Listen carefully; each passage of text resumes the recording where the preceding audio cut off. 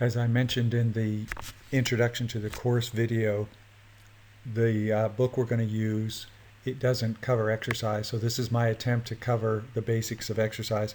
And it should take probably, a good chunk of the course, but I'm not going to. I'm going to try to solidify it and see how you feel about this as we progress through it. But this is what I'm going to try to get out of this little mini lecture here. First off, the things that we already know, the basics.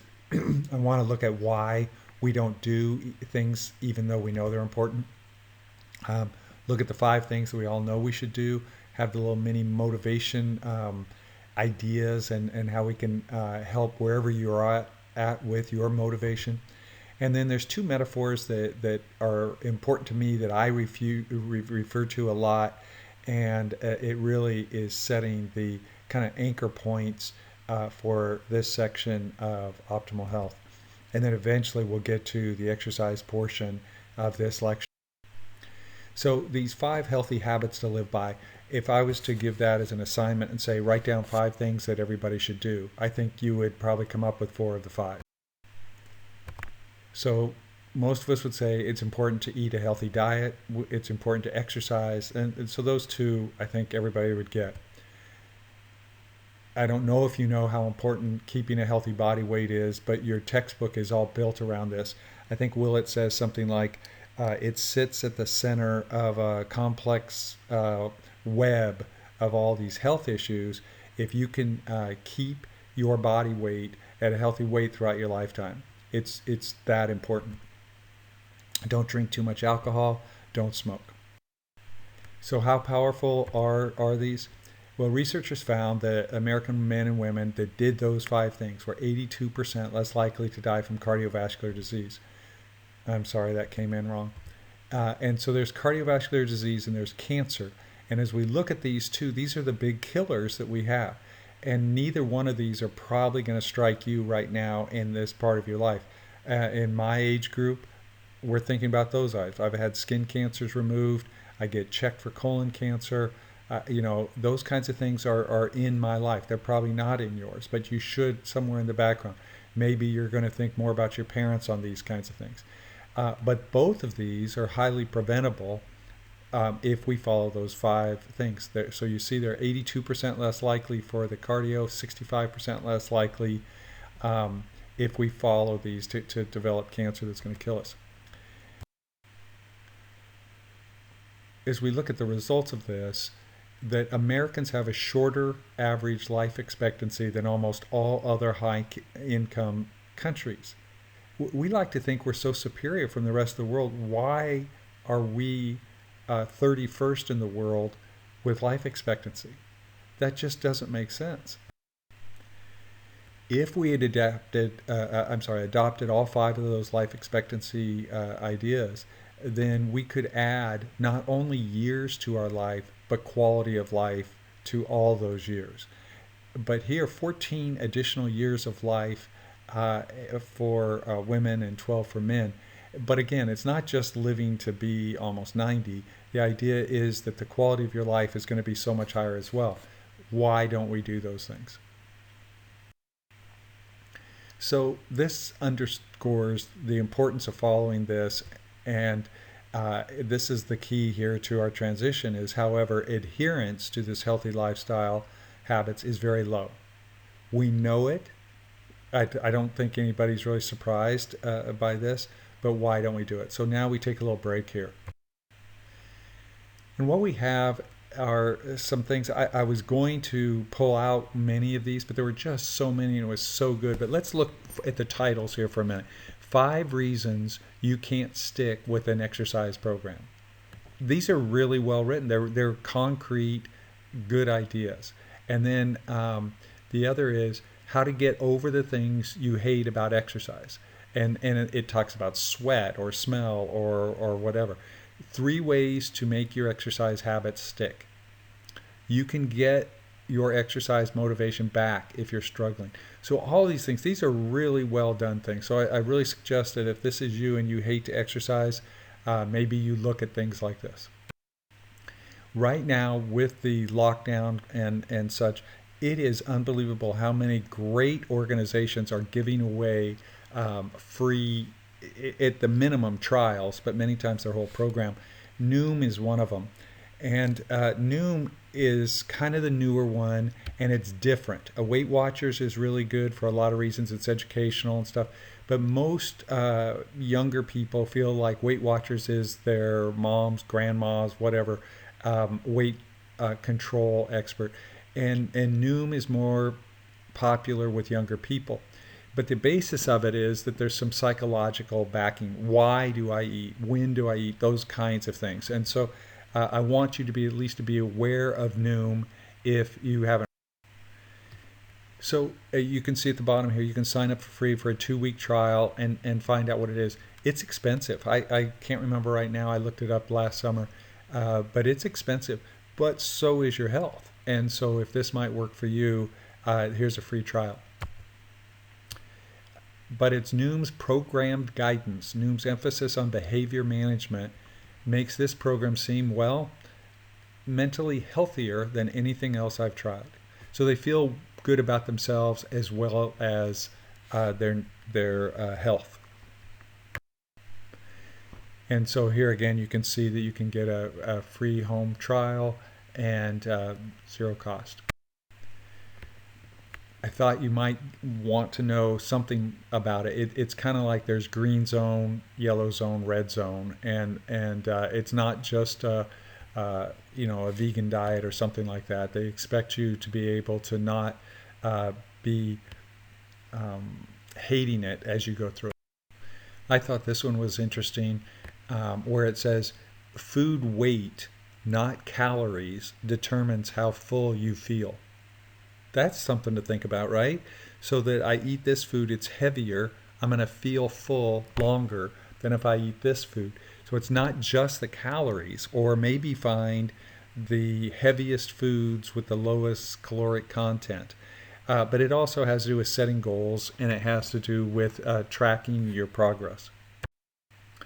A few motivational slogans here. The only person you should try to be better than is the person you were yesterday.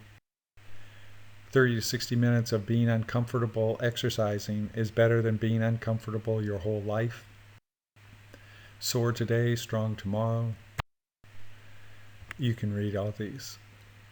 But it does take time, and you're not going to see things change overnight. Here we get to my 2 metaphors. One I'll introduce now and one at the end of this lecture. And the first one is winning the lottery. And then the second one we're going to talk about is muscle cars. And so who wouldn't want to win the lottery? And every semester when I ask my class this, there's some that don't want to win the lottery, and then we ask why. And we know that some people don't do well. And in fact, it destroys their life.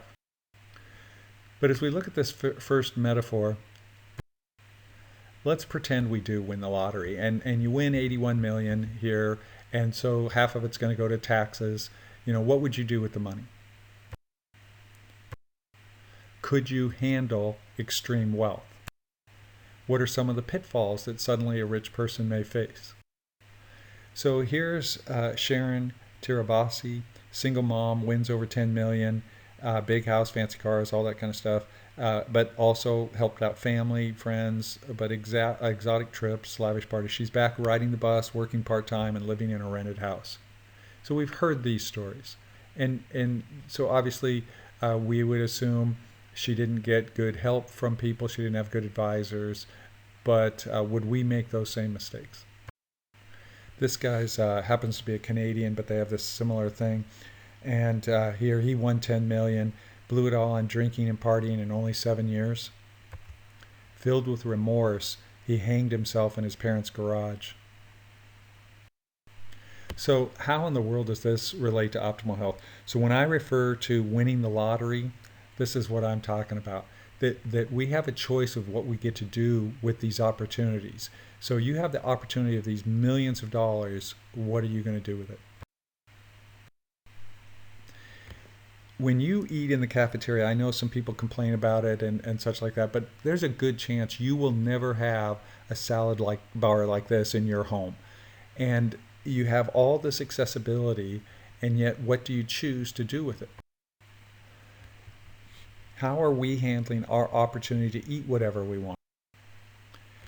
It's amazing how many of my students love Captain Crunch, and yet it's almost half of those calories are sugar, and there's Honey Smacks more than half of them. And if you know if it's a dessert and those kinds of things, you can figure out if that works for you. But for most of us, there's absolutely no nutrition and not only is there no nutrition in it, it actually is hurting you and hurting your health, and yet we choose to intentionally put that into our bodies.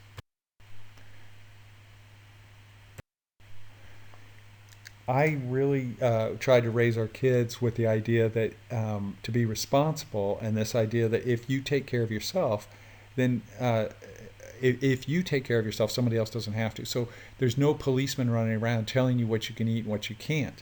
And so if you know, when you're at home, do you get to eat whatever you want, or you know, obviously the younger you are, the more you need guidance until that child shows you that they don't need the guidance because they know how to make wise decisions. As we look at some of these other opportunities for calories, would you let your kid have 6 donuts or 18 cookies? But when we let somebody have 20 ounces of soda, that's an equivalent amount of sugar. And in fact, it may be worse because those liquid calories go through you so fast. And we know there's a million of these things out there, but things like Rockstar and such that kind of brag about the sugar rush and those kinds of things. Look at that. It's twice as much as a can of Coke. I'm not sure those sizes are the same, but you get the idea. This one I tried to, in the margins here, figure out how many teaspoons per ounces, fluid ounces, because these again are all over 20 ounces, 12 ounces, 32 ounces, 8 ounces. And so maybe that's a regular serving size. So that might be a good way to look at it. If a Coke is that you have is usually 20 ounces, and if chocolate milk is only 8 ounces. But I wanted to make it so it was ounce for ounce. So that's why that is out there in the side like that. And so you see the energy drinks and cola and stuff. And orange juice is a little bit different. It's not the same as added sugar, and it doesn't mean that you're not getting something for it, but there are a lot of calories in all of your fruit juices. I should have mentioned on the last slide that that's why juice glasses were originally smaller glasses. You just don't need that much of it to get the calories and the nutrition that you need. But when we do have choices, are we going to choose the sweets and the salty because we have taste buds that kind of like that? Are we going to choose the greasy and the salty because they taste good and such, but a lot of calories and not much nutrition? Can you imagine that there's actually places like this? And I don't know, the only one I know of is in Las Vegas, but they say they're in Arizona, etc. And this place, the Heart Attack Grill, if you weigh over 350 pounds, you get to eat for free. He was a character, kind of a local personality, and all that kind of stuff. He happened to die, it was complications from other things. But it's not unusual for people that are that heavy to have a compromised immune system.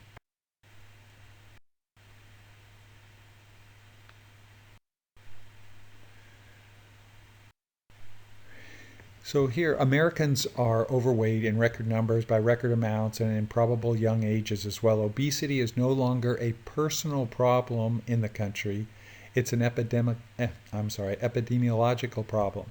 We are maladapted in an evolutionary sense to the most abundant foods around us. We live in a wilderness of dangerous fats and highly refined carbohydrates, suitable perhaps for some other kind of creature, but not for us. So why this is kind of irritating to me is I get what they're saying, the epidemiological aspect of it, and that it's not just we're looking at individuals, it's our whole country, it's wide groups of people.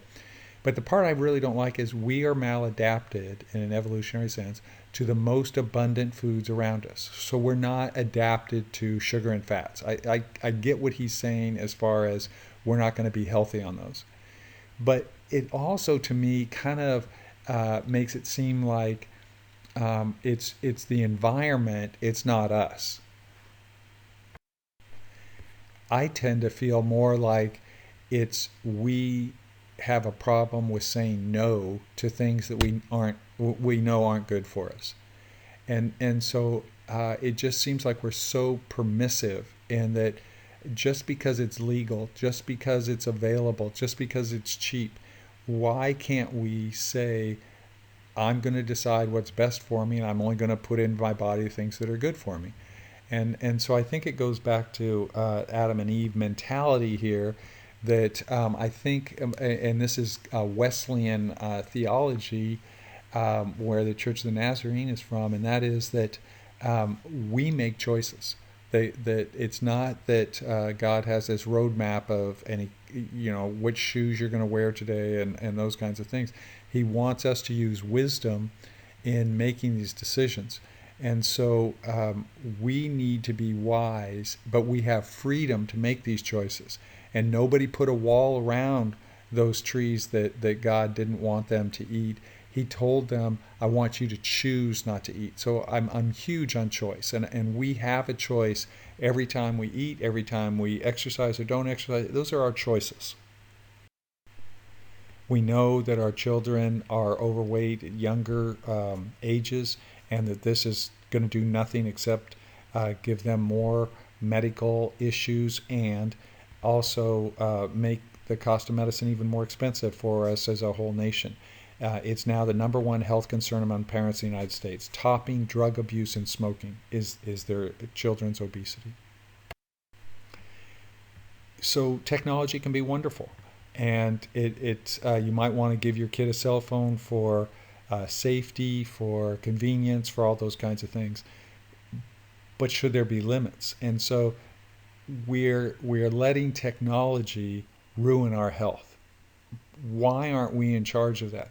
Is it the environment that's just forcing us to do this, or is it because we don't know how to make choices that are best for us and maybe stand up to what is popular and what is commonly accepted as practice? I'm using this little cartoon for a couple reasons. First, here is I don't get it. I did 6 extra sit-ups this week, and so obviously, and so if you are after losing weight and those kinds of things, diet is more important than exercise. You're not going to be able to run off enough calories if you have a horrible diet, and so getting your diet under control is the most important thing for getting your body weight in control if you have excess adipose tissue on your body. But there's other things going on here too. So news mystery. So again, at the top there I labeled, this is before the quarantine, these things were happening. Americans are exercising more, but obesity rates keep rising. That's kind of interesting, right?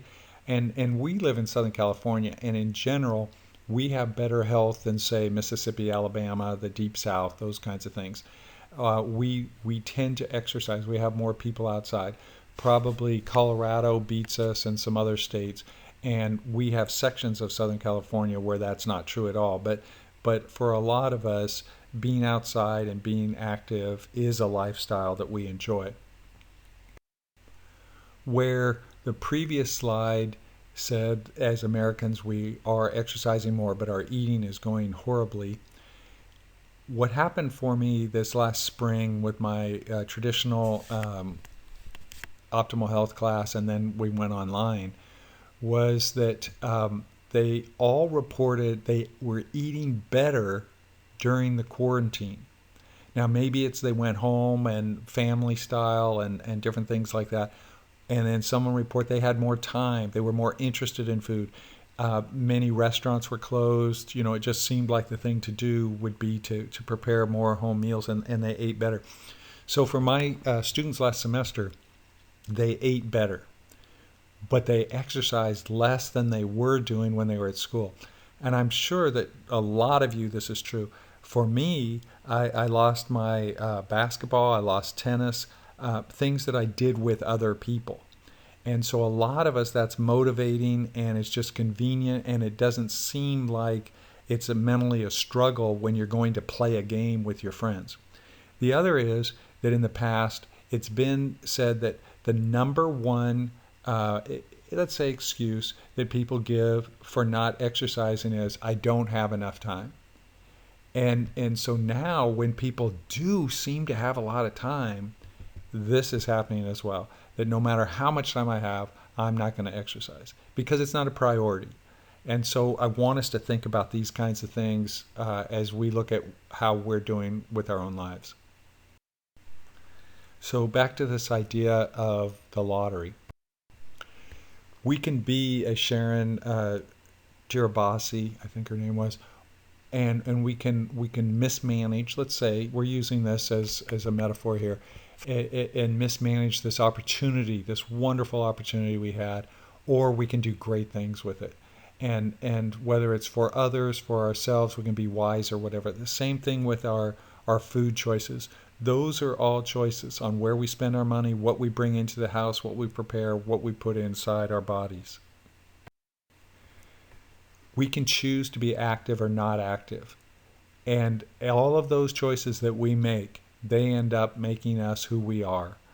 And yes, some of us have genetics that don't work out well for us, but for most of us, by far most of us, we get the body that we have kind of earned. What have we done to earn the body? And if you're going to be sedentary and have a bad diet, the odds are you're not going to enjoy as good a health as you might have. Now, there's exceptions. I understand that. But by and large, and what are we going to do? We're going to do the best that we know how.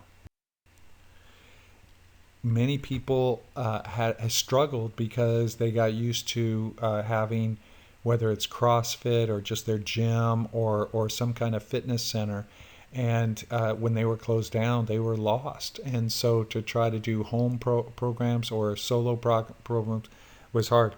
There's a lot of people, I think Gold's Gym has already filed for bankruptcy. Maybe they'll be able to come back afterwards.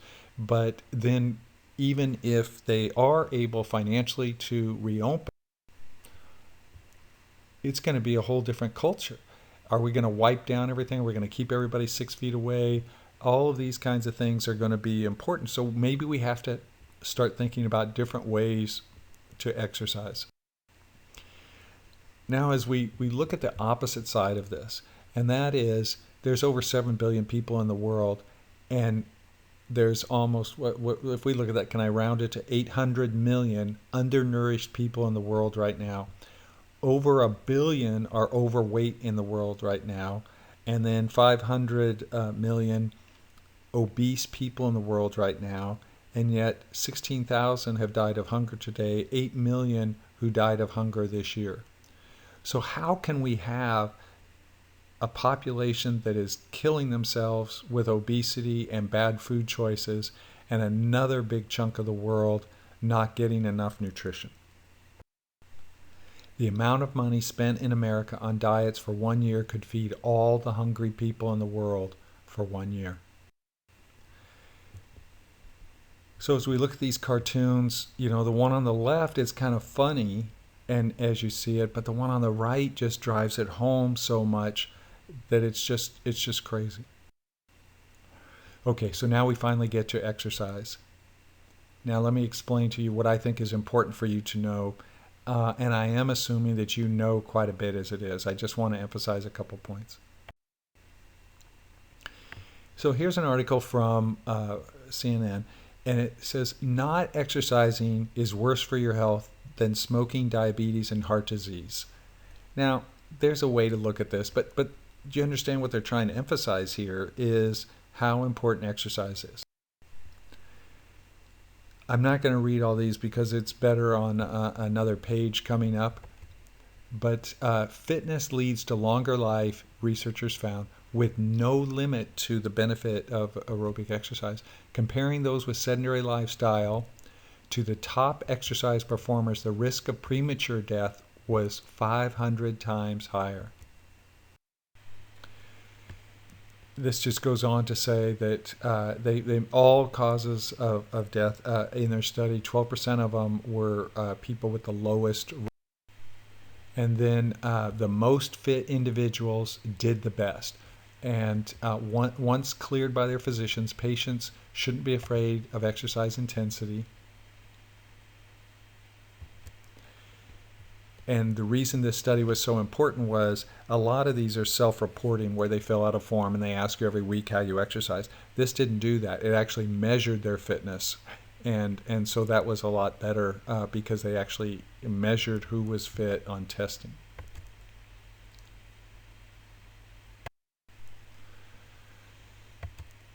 Comparing somebody who doesn't exercise much to somebody who exercises regularly, he said, still showed a 390% higher. There's actually no ceiling to this benefits. There's no age limit that doesn't benefit from being physically fit.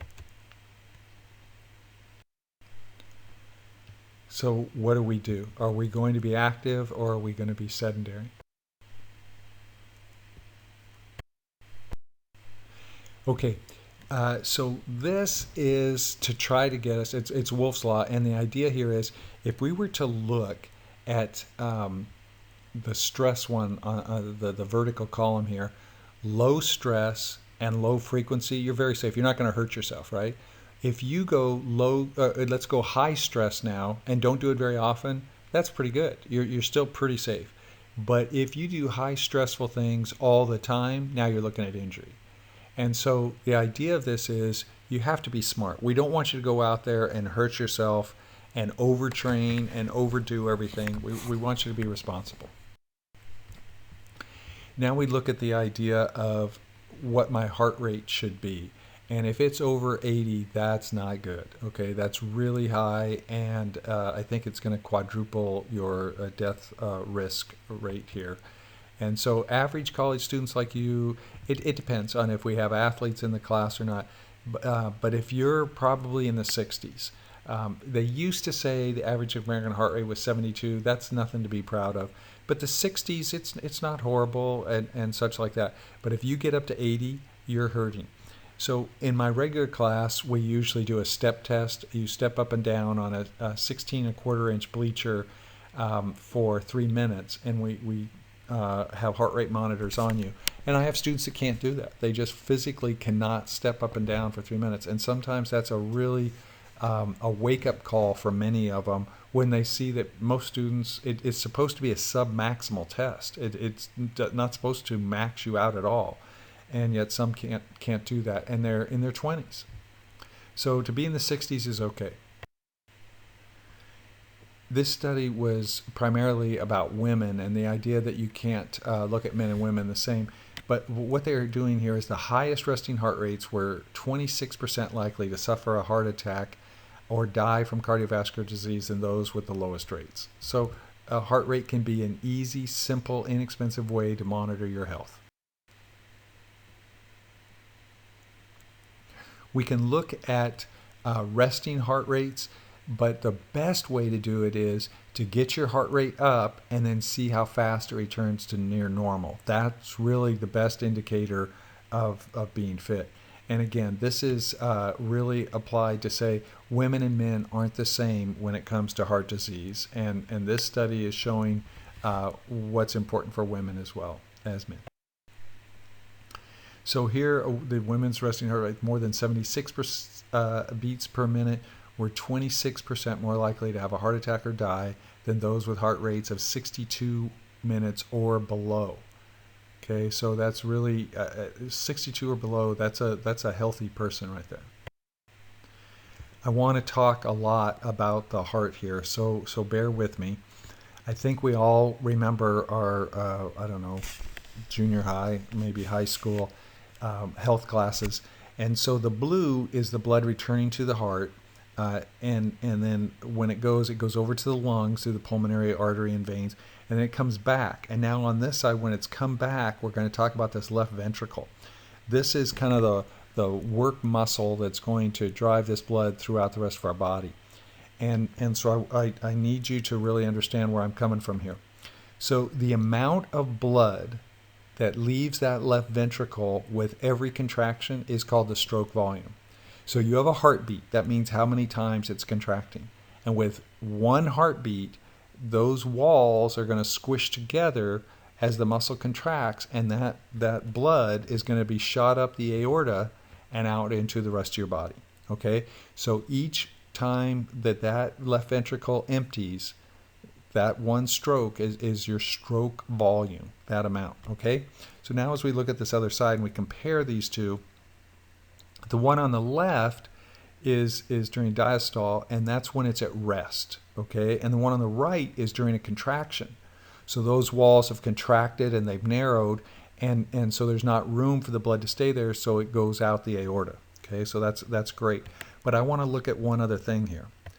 So here, when it contracts, how close do those walls come together? How much emptying takes place in there? And so what I tried to do there is say, let's pretend these are measurements at the same spot inside that ventricle. And A, it's pretty wide apart, even when it's fully contracted. And B, it's closer together when it's contracted.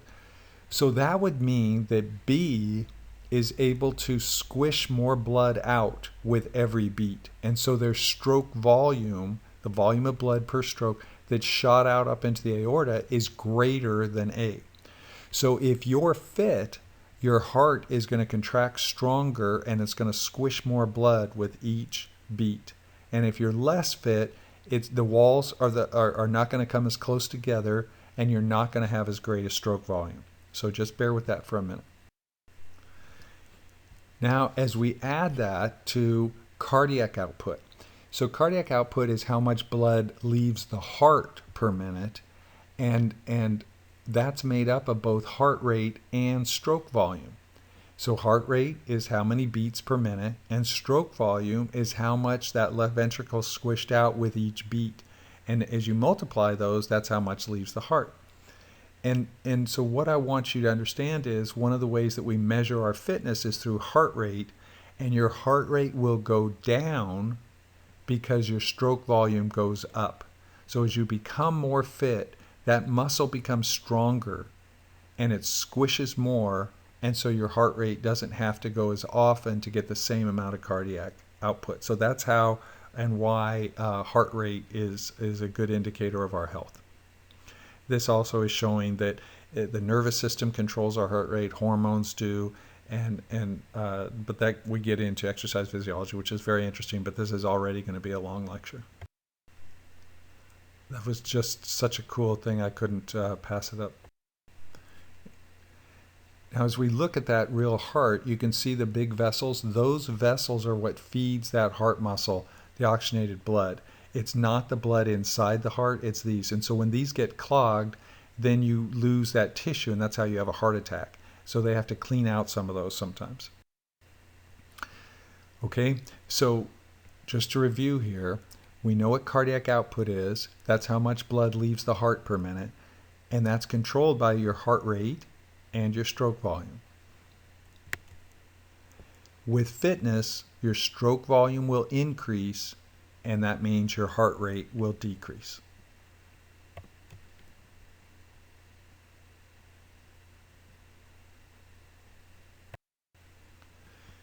So again, the opportunity here, just see what's good, and then what's excellent and what's risky.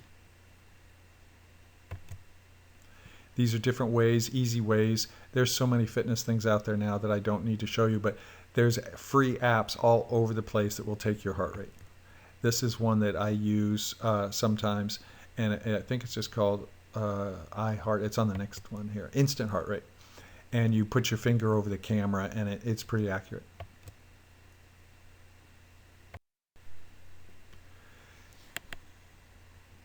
This introduces the idea of, is it more important, is your weight more important, or is exercise? And you can also sometimes get the same argument, is nutrition more important than exercise? And you can find studies that show whatever you want it to. But it's kind of like asking an athletic coach what's more important, offense or defense. Well, they both are. And so there were some famous tennis players. Jimmy Connors was one of them. When he was at the top of his game, he had a horrible diet, but he was still winning. And so he was fit and he was skilled. But then later in his career, he started taking nutrition seriously because it was just harder for him. He was getting older for different reasons, and he wishes he had taken it seriously earlier. So I don't care too much about these arguments about which is more important. They're both important. We want to exercise and we want to have good nutrition. So some will argue for the benefits of exercise, and others will really vote for the idea that it's really important to lose weight. And you'll see your author do that in the textbook. A little mini comment here, just that there's two hormones that we know are going to be really important through all of this, and those are leptin and ghrelin. Ghrelin makes you hungry. It makes your stomach growl. That's how I remember it, growl, ghrelin. And leptin it makes you feel satiated. It makes you feel full. And we want to mention, and you're going to see this in other things, on how these hormones are important in your program of both nutrition and exercise and sleep. So as leptin levels rise in your body, then your brain tells you to eat because you're hungry. And the vice versa then, as if you have more leptin, then you feel full and you eat less. And so some things that you do will create these imbalances, and we want to try to prevent that.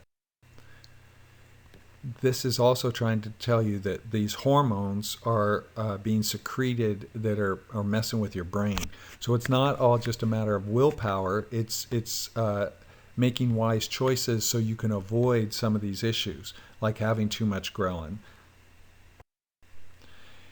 And this is another thing to throw out there, is that sleep deprivation lowers the levels of leptin and raises ghrelin. And I think we've all been in that situation where we've maybe really tired, and then we think, oh, well, if I eat, those extra calories are going to give me some energy, I'm going to feel good. Well, part of that is ghrelin is telling you that as well. Okay, this is another little mini thing I'm just throwing in there. I usually take more time, but I'm trying to change things up here. And that is trying to educate you about visceral fat versus subcutaneous fat. Visceral fat is inside. It's around your organs, your viscera, your internal organs. And subcutaneous fat is just underneath your skin. And if you can get a pinch of your fat, you get a sense for what that is. But some people look like they're pregnant, and their outside fat, yeah, there's some, but it's not near as much as you would have guessed. And so these kinds of people are at way higher risk of all kinds of diseases, but particularly cardiovascular disease. And so you can see the arrows there. There's a difference between being between your stomach and your muscles and being inside that cavity around your heart and intestines and those kinds of things. So visceral fat is very harmful. And then the other thing I want to mention is one of the only ways to get rid of visceral fat is exercise. It's easier to diet away subcutaneous fat. We have 3 ways that we're going to burn fat. Basal metabolism, so that is just being alive, and activity. So here with basal metabolism, it should take up 50 to 75% of your daily calories. That's just being alive. That's if you're a car, you're just sitting in the driveway, you're not doing anything else. I'm not going to go through the numbers, but the reason that men's basal metabolic rate is higher than women's is because they're bigger and they have more muscle. Digestion for everybody takes up about 10% of the calories that they consume. And then physical activity, it can take either 15% of your total calories or 40%, just depending on how active you are. We want that to be on the 40% side, where you're active all the time and you're burning a lot of those calories. So physical activity can be everything from small things to intense exercise that athletic teams or something like that. But it can also be more subtle type of exercise or physical activity as well. And that brings us to NEAT, N-E-A-T. It's an acronym for non-exercise activity thermogenesis, so the creation of heat. And what it means is it's fidgeting. It's people that just can't sit still, that they're tapping their foot, they're bouncing their knee, they're spinning their pen around their thumb. Those people burn calories.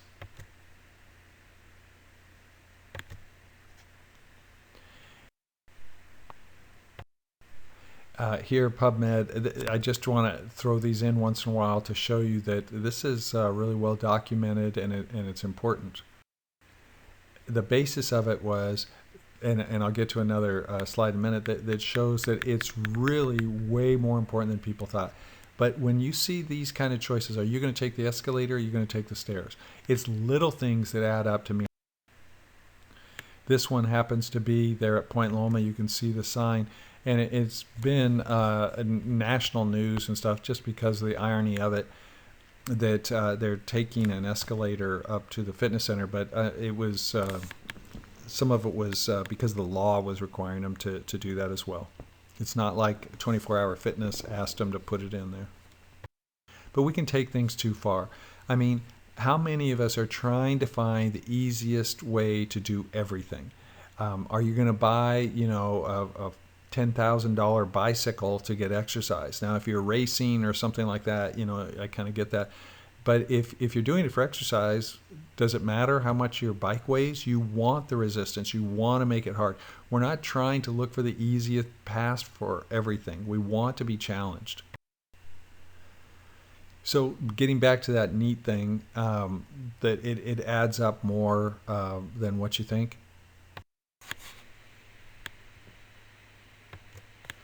So these individuals, they moved, they stood, they fidgeted, all of this kind of stuff, and they wanted to see if this is innate.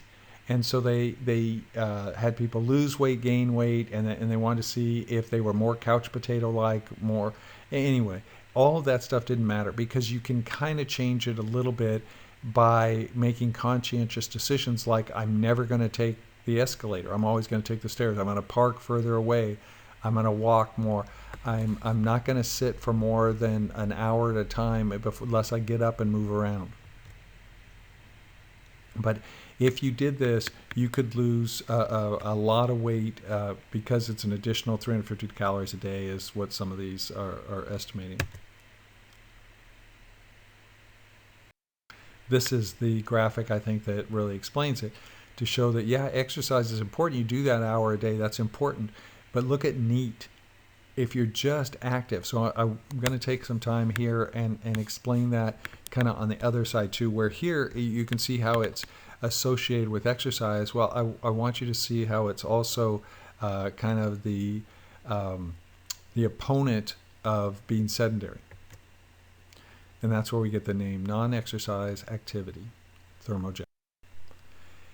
This is to just make us think about what is our day like? How much of this is typically us?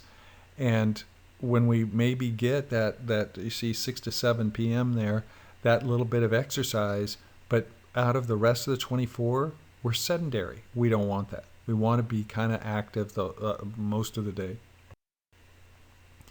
So people have begun to look for other ways, like by having standing desks and treadmill desks, etc. Little things to keep your feet moving. This one is it's called, I think, a banana board, and it just moves around, and you just play with it, and it just is enough to keep you fidgeting. You've seen these kinds of stability balls. I don't particularly like them because I'm lazy, and I don't want to hold my back that straight for that much because those muscles are getting tired. This guy made a homemade one just by putting an exercise bike under his regular desk. Similarly,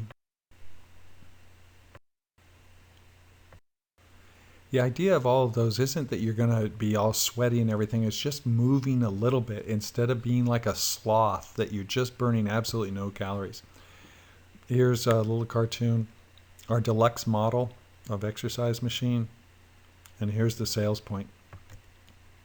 It can hold 5 pairs of slacks, 2 sweaters, 3 dresses, and an overcoat. How much exercise equipment becomes just a place for us to dump clothes or something like that. And again, this NEAT index. Now, this is the part I was trying to get to, where we do the same thing our bodies do with the computer. meaning we have a setting on our computer. When it's not in use, it'll power down, it'll go into sleep mode. Your body does the same thing. At about 20 to 30 minutes, your body just starts shutting down and saying, oh, I'm not doing anything, I'll just rest some more. If we would get up and move, if we would fidget, if we would be semi-active, we would be burning more neat calories just by doing that, and not letting ourselves go for hour after hour in sloth mode, in calorie saving mode. We want to just keep interrupting it and keeping those calories burning pretty consistently throughout the day. So this is trying to show the same thing, and I think hopefully you've experienced this, and so they're comparing them to a laptop, and that's exactly, I think it's a good analogy. Your body's metabolism remains higher even after exercise stops, and so eventually we're going to get to HIIT. HIIT, high intensity interval training, and that's what we want to promote and suggest that you try to do. And one of the reasons is, even though you do it for a shorter amount of time, your metabolism stays higher longer than you do if you go for a walk. And so we want to try to build that into our lifestyle. This is a suggestion that when we don't eat enough calories, we slow down our metabolism. And, there's some really powerful testimonials and stories. The guy, Dr. Calloway in Florida, has an obesity clinic. And I saw a documentary where this lady, and she's huge. She was a 500-pound lady. And she comes in, and they measure her metabolism. And you do that by, you put it like a glass bubble around their head with hoses coming in and out. So they measure how much oxygen went in and how much is expelled out of her body. And for every liter, I think it's 5 or 15 calories that you burn. And so they can measure this, and they know how big you are, and what they would guess is regular or normal range, and whether you're above it or below it.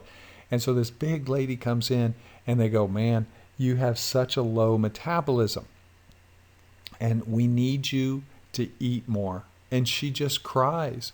She goes, no, I have been so disciplined. I've been working so hard not to eat, and you're telling me I'm going to eat, and then I'm going to get fatter, and I came here because I want to lose weight. Well, she's never going to be able to lose the weight if her metabolism is so slow. And so that's what the rest of this is about, is how do we keep our metabolism high? So as we look at these factors that influence metabolism, your basal metabolic rate, the calories it takes just to be alive, tends to decline with age. I don't need as many calories at 64 as I did when I was 22. But you can keep your metabolism up if you exercise throughout your lifetime.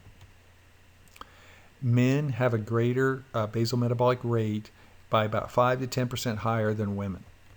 Why is that?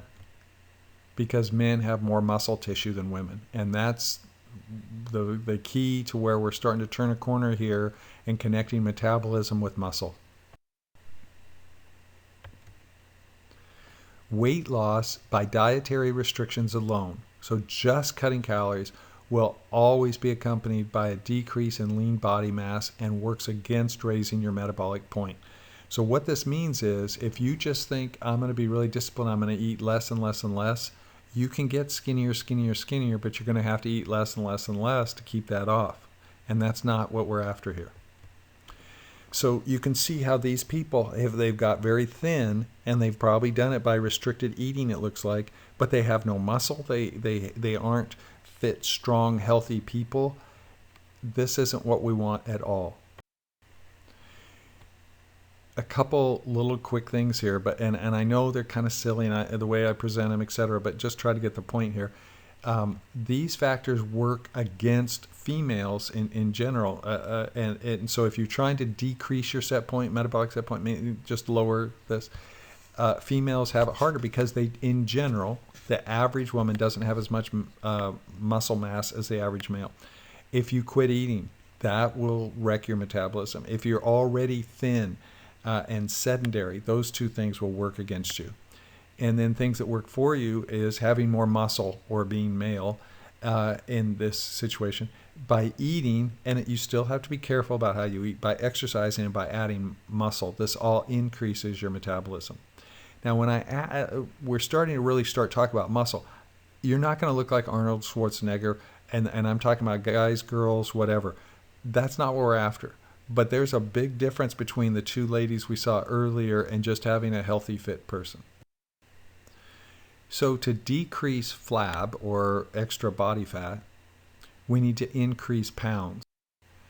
Because fat, to store a pound of fat on your body, costs your body about 2 calories per day.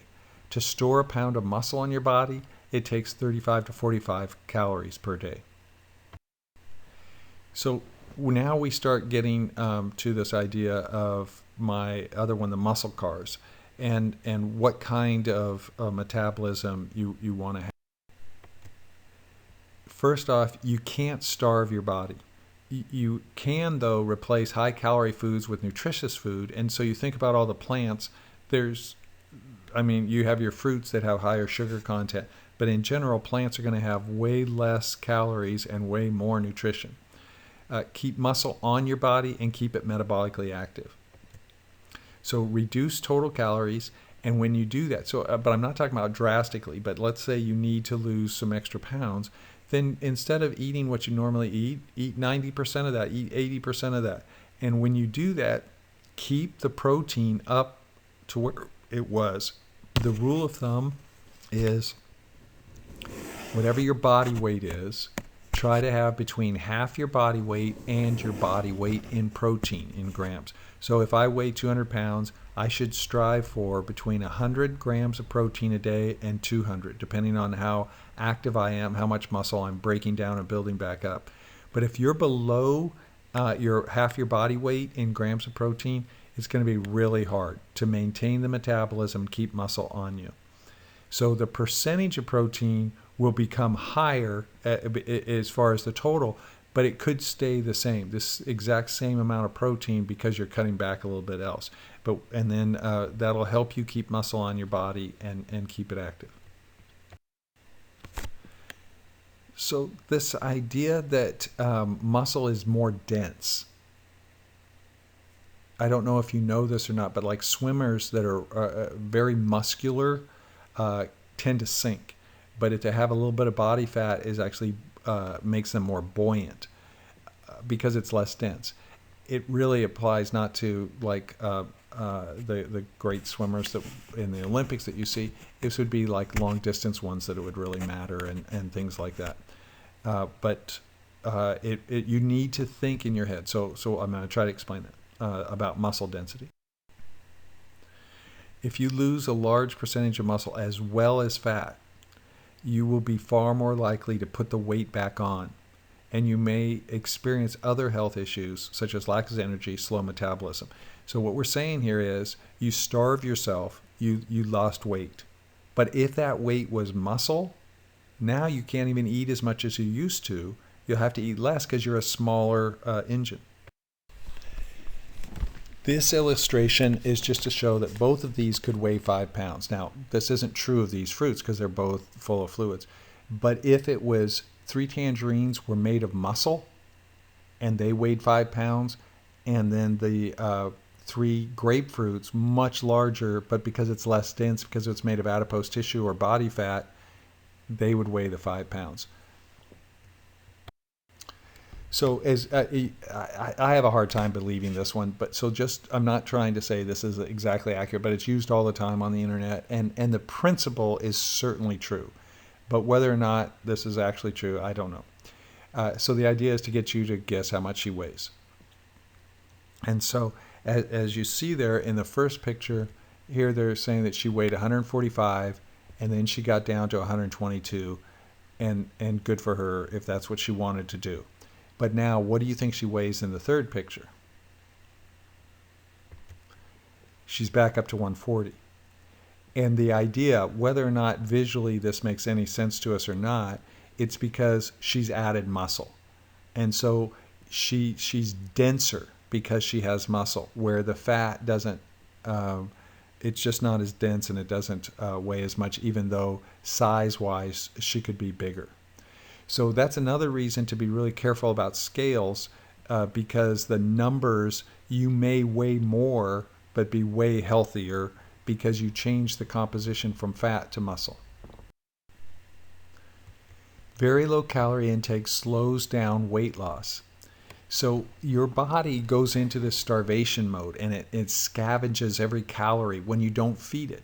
And this defense against starvation means the body becomes super efficient at making the most of the calories, and it does get from the food and drink. And that's to protect your fat stores when they think that you're not going to eat it all. Using lean tissue or muscle to provide it with some calories it needs to keep functioning.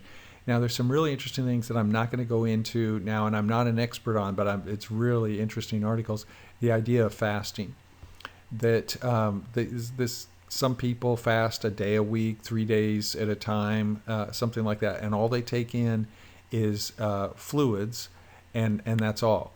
And the only thing that I'm trying to get across here is this little point is that they can turn their body into burning fat in those times. And that's kind of the basis of ketogenic diets.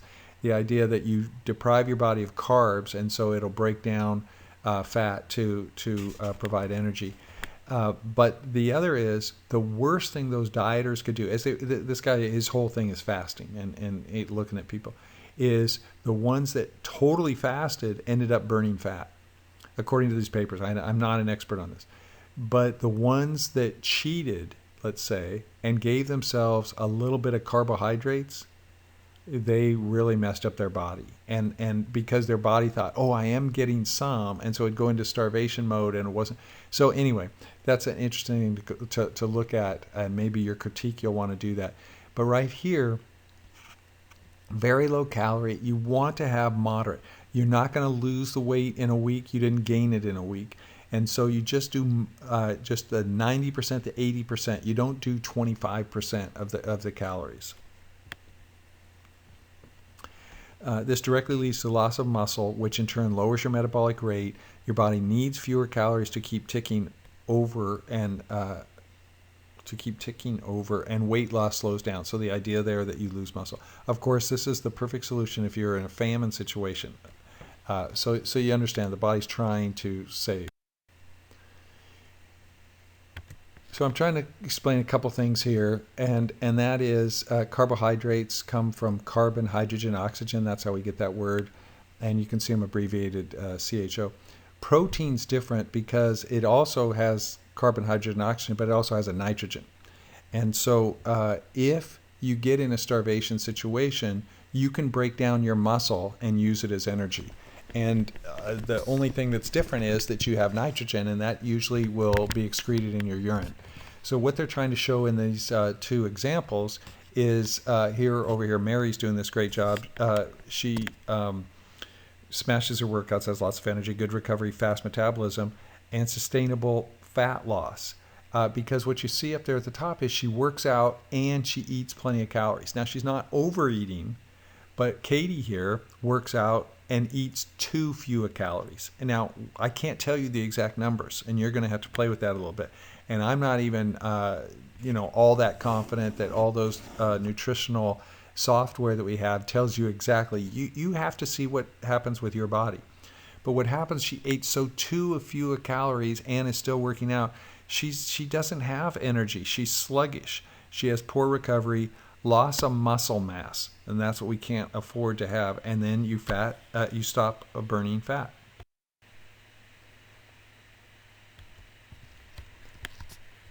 So the idea of how many calories are necessary to prevent this mode is they don't want you to lose more than 2 pounds a week. And eventually I'm going to get to Biggest Loser, that TV show, and they were losing like 10 pounds. And we don't want to do that. And there's a lot of reasons. So 1 to 2 pounds a week is good. You're probably not losing muscle. You're probably burning off fat, hopefully. And then you have to know what your water intake is and what your carb intake is. Most nutrition experts recommend never going below 1,000 to 1,200 calories a day.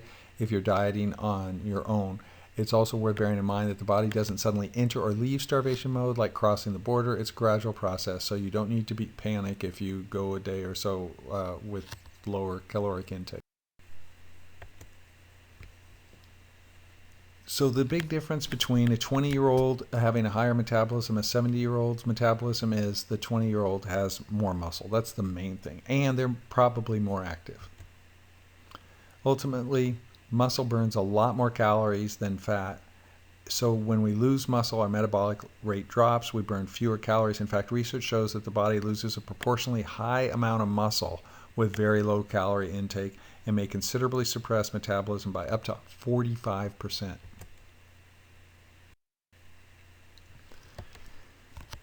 This explains why it's crucial to do as much as you can to protect your metabolic rate, especially when you're dieting. And this means dieting sensibly with sustainable rather than a very low calorie intake so that you lose fat rather than muscle. What about yo-yo dieting?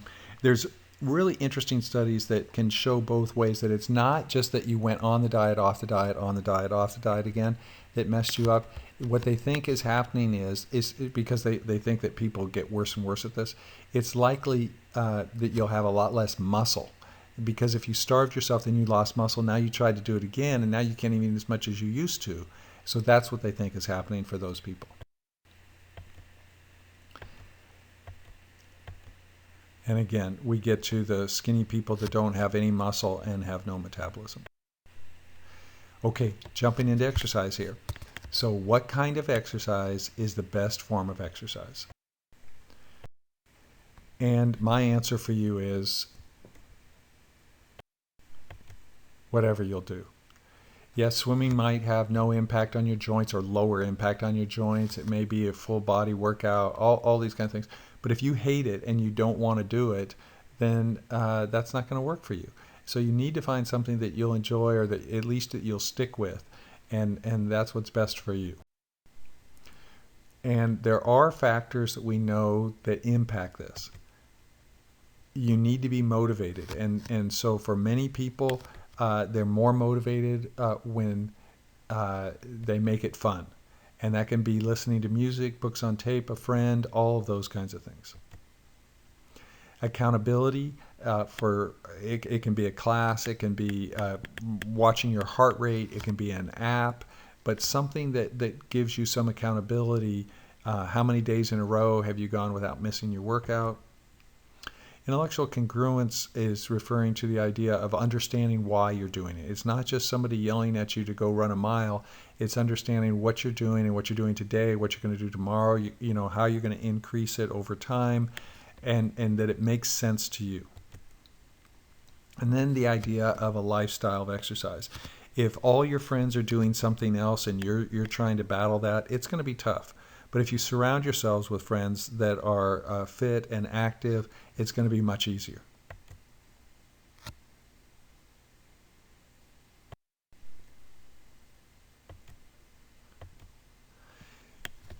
I hope that most of you have heard the terms aerobic and anaerobic. And aerobic means that there's enough oxygen available for you that you can do the exercise. So walking, brisk walking, you can still do it. You're breathing a little bit harder, but you can even talk. That's aerobic. When it's anaerobic is when you're going fast enough that you're sucking air in and out, but it's not enough for you to continue this indefinitely. You have to slow down if you want to keep going longer. There's a continuum. If you're going to run a marathon, it's going to be aerobic. If you're going to lift weights, it's going to be anaerobic. And with that are energy systems. And there's the creatine phosphate energy system, which is instant energy, and it's what you do in the weight room. It's under 10 seconds. So most of us, this is the new one for us. And then the ones in the middle are more aerobic and can be anaerobic. But then the real aerobic ones get to where they're longer than a mile. And that the idea there of what you burn, fats, carbs, proteins, all of that kind of stuff, that's not going to matter so much to us. And what we would like to do is mix all of these. So you do some things really hard and fast, and you do some slower ones, and you recover and you go again. And that's what HIIT is all about, is these intervals where you go hard. So if I was to take you out to the track, it would be like sprinting the straightaway, jogging the corner, or walking the corner, and then sprint the straightaway and walk the corner. That's what we're after. to get all of these energy systems have potential advantages and disadvantages, and we're not going to go into that now. It's just the idea that I don't want you to be unaware that there's energy systems, and that anaerobic and aerobic can both be very important and very useful for your health and fitness. And this is kind of the illustration that we can use for this. So here you have enough creatine phosphate inside your muscles to last for less than 2 seconds. Oh, I'm sorry, that's just ATP. I'm sorry. And then ATP and creatine phosphate together are under 10 seconds. So these things are instant energy, and then you're done. You sprinted up the stairs, and now you have to, you can't continue to do it like that. And then we know the lactic acid system is something, under 2 minutes if you're going all out. These are all efforts, And then the aerobic one, I'm sorry, that's overall. Sheesh, I'm sorry, I messed that up. So you combine all of those things, then it kind of levels out, and that's where the aerobic one comes. It takes a while, up to 3 minutes, for it to really get going, and then once you can do this, but you're not going to have enough energy to do it at a higher rate. Then it becomes anaerobic, and you can't keep that going. Just to throw in a couple little blurbs here. Creatine, some people use it, and the people that it benefits are people that don't eat a lot of red meat, because creatine is found in your muscles, and if you don't eat muscle of other animals, then you might be a bit lower. So you might be a responder, and what it does, it delays fatigue in the very like the weight room people would notice it, whereas a cross-country runner probably wouldn't. It does also seem to help some football players protect against some brain injuries and that kind of stuff. It's known for bonding kind of with water molecules and pulling water into muscles. So you have to stay hydrated if you choose to supplement with something like creatine. But it seems to be safe. It's been around since the 60s, and it seems to be safe. Caffeine, more controversial, and the amounts of it. The Olympics and such like that, they may have changed it back and forth, but in general, they don't care. They don't have a banned amount and those kind of stuff, because once it gets up to a certain level, it's going to hurt you. And so your tolerance to it, your habituation to it is a big deal. And the more you use, the more it's going to take to get those same effects. And what we found is that if you have it like twice a week, you always get the benefits, and you don't become habituated to it.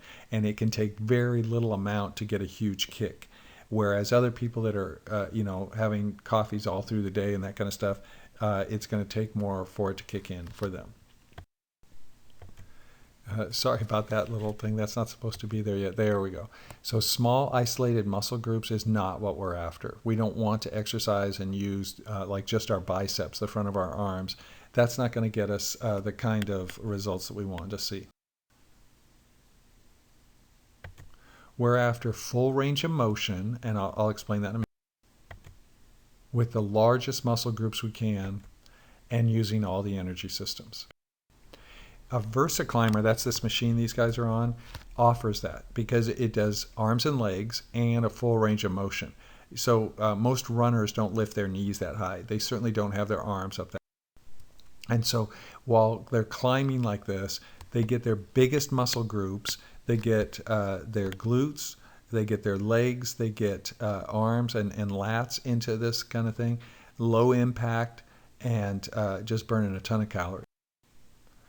Here, it's just to try to show you that lady's how high her knee is. When she runs, she's not going to run that high. Even sprinters don't usually get their knees up that high. And then again, the arm component. One of the things we see as a trend in fitness industry is that there's an upper body component, because we know it burns more calories. So that whether you're on an elliptical or anything else, that arm thing burns more calories. Here you can see she switched her arm so that she's using more bicep. And again, she's getting hip and glute involved because how high she's letting her knee go. And this is the sales pitch for it, to show that the more muscle involved, you're going to burn more calories. And whether you use a VersaClimber or not, that's what I want you to think about as we talk about exercise. Which leads us to the number one thing that I want you to think about. If you're not already doing this, I want you to think about squats. not a quarter squat. That thing she's doing there on the left, just going down that far, that's almost detrimental, meaning we already have an overbalance of or an imbalance that the quads are stronger than your hamstrings and glutes. We don't need to work on that. We need to go down low enough, like this guy on the right, where to stand up, he's going to use the bottom half of his leg. He's going to use his hamstring and his glutes to stand back up. I do like memes, and there's been so many things in the weight room that I just kind of think are funny, but this one has some truth to it. What if I told you squatting doesn't hurt your knees, how you squat hurts your knees? I've had my knee total reconstruction, ACL, MCL, LCL, and I went for years with problems with it, and then finally got back into squatting, and I don't do a lot of weight, but it's helped me more than anything else. This is what we're talking about. So a quarter squat, you're only going down to that 62-degree angle there at the knee, and what we want to do is the bottom left, the idea that your hip, that inguinal fold where your hip and leg come together, if that's parallel or just below your knee, that's perfect. Because that's going to take your glutes are going to need to pull you back up. The guy on the far right there, bottom right, that's okay too. But you don't have to go and hit your ankles or the floor or anything else. But somewhere in there is what we're after. Again, I just think it's kind of funny. So you can quarter squat 315. Who cares? That's just it's a horrible thing to quarter squat. So let's look at how to do a good squat. This is demonstrating that we're not expecting everybody to look the same. And so here the femur is that big leg bone, your thigh, and the first person here has a short femur, and so they always make the best squatters. It's mechanically, it's an advantage. And here the person on the right has a longer femur, and so they're going to look a little different. So I have that red line down the back of the first person on the left. Now watch that red line. So see there, it's hitting the hips and thoracic vertebrae. And here you can see that the person with the longer femur is going to probably be bent over more, and that's okay. More tilting like that. But you see what the consistency is. The weight of the bar, the center of gravity of the bar, is over the foot in the same place on both people. But it's going to look different depending on how you're built. If you have a really long back, if you have a long femur, if you have a short back, all of those things are going to matter. It's important to keep the weight on this tripod. The idea that it's on your heel, just inside your big toe and your little toe. And if it's that way, then that's a good base of support. So you can see this young lady here who's doing a great job. If you ask a beginner, they usually have the first part of their movement is their knees going forward. And what she's doing is her hips are going back. And if she just did that when she's trying to stand erect, she's going to fall over backwards unless she leans forward. Now she has a weight with her that helps balance that out. But even if you didn't have the weight, if you just had your arms there, you would want to stick them out in front of you to counterbalance the hips going back. But the first movement should be hips back. This guy has both problems. He has the valgus and vargus, and the idea that we don't want the knees going in or out. And he's not in a good form here for either one of these. The guy on the left here is better. His knees are over his ankles. The guy on the right is not. That's the valgus, where his knees are inside.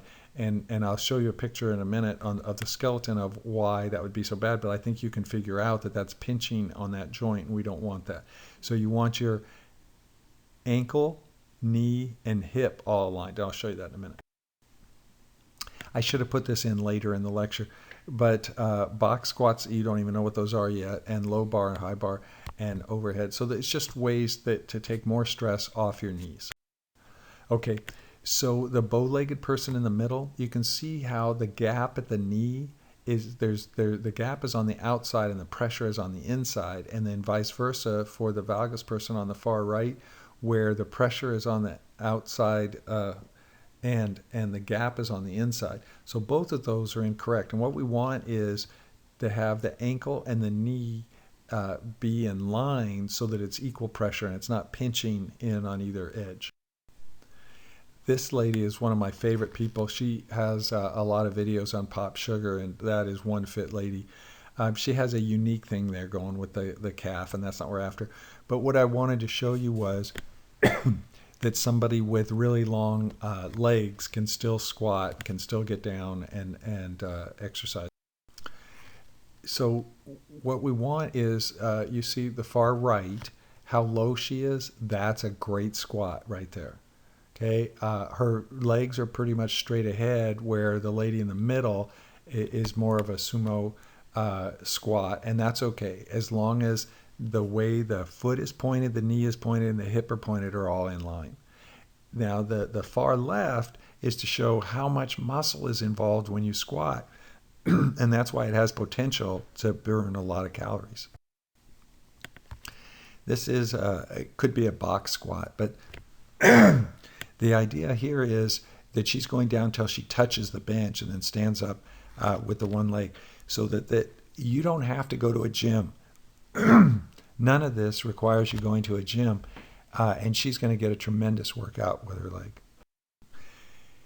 So this one, again, this might look like she's straining quite a bit, but what we care about here is the anatomical position. And if you look at where her ankle is, her knee, and her hip, and I draw a line, those are all in a line. That's good. If the knee was inside or outside, that would be very bad, especially with the weight that she has there. The only thing that, her head is dipped maybe a little bit, but you want that neutral spine where everything's straight. This guy is not a good example of that. This is horrible form. And you can see his legs are not in line in any way that we would want to see them.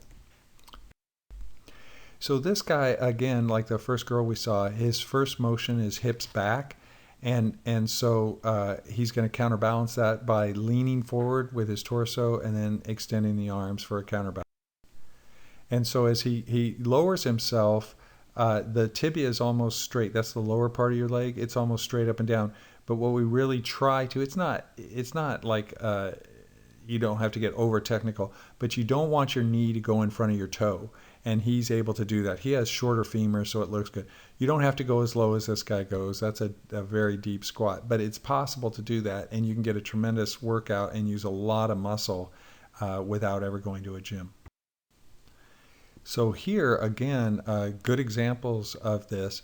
And what he's really trying to show you is that the bar is behind him or in front of him, but where the bar is the same place. It's over his foot. So he leans forward more, it's on his back. He can remain more upright. The bar is in the same place, but it's in front of him. And the knee and the hip and the foot are all in good position that way.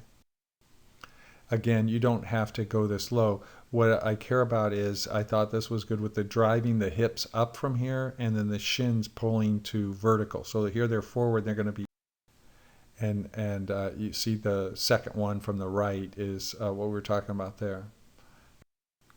This is bad with her knees going inside because that can damage, and so we want to work on that. And you don't have to put weights on, just you can practice without any body weight. Just using your body weight. Again, the one on the left, the knee is behind the toes, and the one on the right, the knee starts coming out in front of the foot when it's still only an eighth of a squat, and we don't want that. So what that means is the knee's going forward and the hips aren't going back. Make those hips go back. Again, alignment of the foot and the knee, and not having the knee inside or outside of the foot. You can see the girl on the left, that's horrible. She could hurt her knee and or her hip, but mostly her knee. Where the guy in B is his left leg is great, or at least good. Her right leg is not good. Ways to practice this are to maybe use a door to help support. Again, the B at the bottom here is really low. You don't have to be that low. So again, the guy on the left, a good form. guy on the right, bad form. I don't know why I have this in here at this place. Yeah, it's a hip thrust, very popular. It's one of the best exercises for glute development. But I thought we were doing squats, so my fault. So this is what I put together to show, again, you don't need weights. These people are doing tough workouts. So probably we should start bottom right. So he's doing a two-legged squat. He's counteracting the hips going back by having his arms going forward. He's going down to a place to touch. He's not sitting on the box, but he's touching, so he knows that he's accountable to go that low. Some people will get tired and their hips won't go down, and they'll just bend their head down further and think they're just as low. And then you see him bottom left, and he is sitting, and he stands up with one leg. I need to do more of these because my legs aren't balanced. I had an operation on one, and it never has recovered. And this way you can see if there's any imbalances like that one is much stronger than another. And what he's doing there, bottom left, it would be called a pistol squat. And so sticking the one leg out and working the other leg individually. And then we see other ways to do this. So let's go top right, where she's doing a step up. And so she's going to obviously equal that out with both legs. And so again, by the height of that bench is going to make it include her hamstrings and her glutes. So another a good single leg workout. And then as we look at the top left lady, she's doing a split Belgian squat, blanking on what that is, a split squat. And the idea here is she doesn't have to change her foot position or anything else. She's going up and down. And by taking that rear foot out, she is going to engage all the muscles we want, all the glute, all the hamstring, the underneath part of the leg, as well as the quad. And then obviously she'll switch that around. So those are examples. And again, you don't have to go to the weight room for any of this. More examples, and you can see how it's assisted. The girl on the bottom is just amazing. And the girl on the right, see, I can't do either one of those things. I don't know if you can. The guy top right, he's just doing a lunge and going. That would be a good beginner way to start. The others might, well, obviously the others are more advanced. And then again, top left girl, she's using an assist to help her get it done, and she's going way deep. You don't have to go that deep. But she's using some arm and upper body to help her do that because her legs aren't ready to do it on their own yet. Again, this is to emphasize that the bar stays over the midfoot when you're doing it correctly. And so the middle guy, it's too much on his heels because he's probably too upright in his back, and the other guy's leaning forward too far, and it's too much on his toes. So neither of those would be good. The heel or the toe is bad. We want to keep it over the midfoot. This guy has shorter femurs, so he's going to look good. I'm going to give him the benefit of the doubt because he probably knows what he's doing.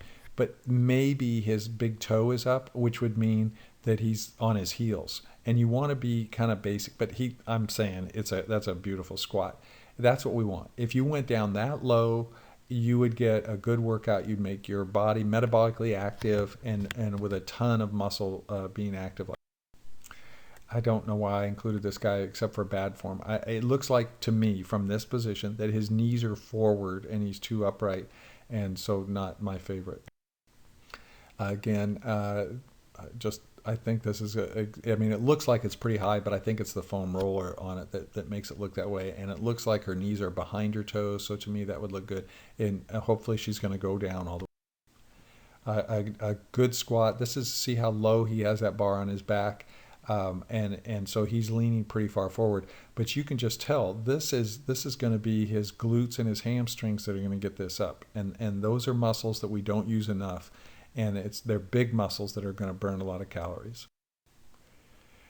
Another guy that has very short femurs, and so he's almost upright like a guy that's doing a front squat, but good form nonetheless. If anything, it looks like he might be on his toes because it looks like his heels are up a little bit, but the rest of it looks pretty good. If you want to do this, I understand people do this for stability and sensory type stimulation, and it can be fun. everybody kills me at this kind of stuff. I have people when I teach weight training that can do these things and they're great at it, and I can't do it. And this is fine. And with body weight type things, and that's what some of these things are developed for, those Bosu balls, etc. But this is stupid. Those things can break for one thing, but even if they don't break, look at the anatomy of his ankle being at an angle that it was never designed to have a bunch of weight on top of it while it's doing that. Why would anybody do this? This is just makes no sense. This guy has very little weight, but what it's kind of showing is a front squat and in perfect form. I mean, you see ankle, knee, hip, and you see hips back. It's perfect. Here's a girl that's obviously enjoying doing her squats, and this is called a goblet squat. So she's holding it like a goblet, and again, hips are back. She could go, I would say, 3 or 4 inches lower would be better, but it's a good squat. This long-legged lady is trying to show you that different body types can do this, and she's getting down to where we want to be to make those hamstrings and glutes kick in. You can see the comparison. The one on the right is a lot better than the one on the left because the one on the left is still mostly quad dominant. And she's going to use some glutes to get back up, but she's not going to use the hamstrings and glutes like the girl on the right is. Again, you instead of goblet, she's using 2 dumbbells. Same type of a thing. Hips way back, knees in front of the toes, everything aligned. It's a very nice form. Another guy with shorter femurs, perfect form, all the way along a goblet squat. The reason we're spending so much time on this is these are the exercises that the most muscle, the greatest range of motion. It's everything you can do to build a metabolism. I do like my memes. Now remember what mommy told you, Jimmy. Yes, mom, never do quarter squats. Now we're getting a little bit subtler. The idea that the good one is in the middle. Neutral position, as we would call that. The back is pretty flat. Flexion is the little ball in the back, the lumbar, the lower back there is sticking out. We don't want that. And then extension, you can see it's bowed. It's individual, but if I was going to stereotype genders, I would say more females do more of the extension than guys, but it's individual. If you're going to make a mistake and not have perfect neutral, then have extension. Have that little too much sway back than to do the other way. And the reason is, think about what's between those vertebrae. It's these little cushions, your discs, and if you are flexing like that is, it allows that disc to bulge out. That's how you get a bulging disc. But if you keep it in there nice and neutral, then you're not going to have that problem. Nice form. The bar is pretty high. She has extension. But for her, this is probably natural. So I wouldn't correct her and say, oh, you need to have your back more neutral, more flat. But you want to make sure there's no pain and that it's not really pinching, that this is just kind of a normal curve for her back. You can also see that as she pulls those muscles back like that, it makes a shelf for the bar. And she could either have it there or right below that roll of muscles on more of the rhomboids. So that's a high bar placement, and then the one on the right is on the low bar. And that low bar looks like it's going to fall off, and it will unless he leans forward and then he lifts his elbows a little bit. Again, the idea is the bar is remaining the same over the midfoot, but you're moving the body. And if you hold it in front of you, then you can be more upright. If you have a high bar, you're not as bent over. A low bar, you're bent over further. This one explains the idea that your hips and chest should or shoulders should raise at the same time. It's not first the hips, then the shoulders, or vice versa. It should be simultaneous. Some people at the very bottom of that, they get a rounding in their lower back. He might have had good form down until then, like on the right, that's not bad. And then when he goes lower, then he rounds. And that's called a butt wink. And they think that one of the possible causes for that is a short hamstring. And so the blue line is your hamstring, and that doesn't let your pelvis remain in that neutral position, and it rolls it back. So if you see the green box there, the one on the left is able to, because the blue is long enough to allow you to lower yourself. So the point is, if you have this and at the bottom you do that, you tend to have a butt wink, then practice without any weight until you increase your flexibility, and don't go that low if you have a bar. Just stop before you butt wink. Again, it has to do with the tightness in there, in your hips, etc. This guy, see how he starts to roll over at the bottom. That he should have, well, again, with body weight, I don't think it's a big deal. But if you have weights on you, he should stop higher than that. If there were two exercises I try to encourage all of my weight trainers to do when they first walk into the class, one is on the left there, and that is just getting down there and stretching, and see how his back is flat, his knees are straight over his ankles, and he's just stretching and trying to loosen that up his hips. Then the other is to loosen up your shoulders. And so those are wall angels, and if you can keep your wrist, elbows, and scapulas against the wall, that's good. If you have bad posture, like I tend to, and get rounded shoulders, that means your scapulas are probably flaring, and you'll feel it. And so if you pull those back and do those exercises, that can help and strengthen that. And those two exercises can warm up your lower body and your upper body to get ready for bench press and squat. There's other reasons besides just flexibility. Just some people have a deeper socket in their hip, and they're never going to be as mobile as somebody that has a shallow socket. And that can be good and bad, that you might not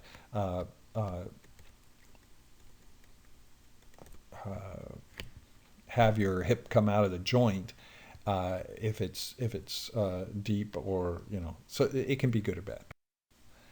Again, this guy's just warming up and practicing the stretching, getting through, trying to open up the hips, they call it. The other is Nike got it right here. We don't want to look like flamingos, both functionally and for aesthetics, so don't skip leg day. Again, a long-legged subject here, and you can see her foot is flared, but her knee and femur go the same direction as her foot, and so that's a good form. And so here she's using a kettlebell to do her squats. And again, the idea of how much muscle is involved in this. And you would do yours slower than this lady. Burpees are another good one. Full range of motion, a lot of muscle. These are great exercises. And then here, instead of just the burpee, the squat, she's adding the push-up, and then having a jump at the end. All kinds of muscle involved in this. Okay, so have the push-up in there and then jump.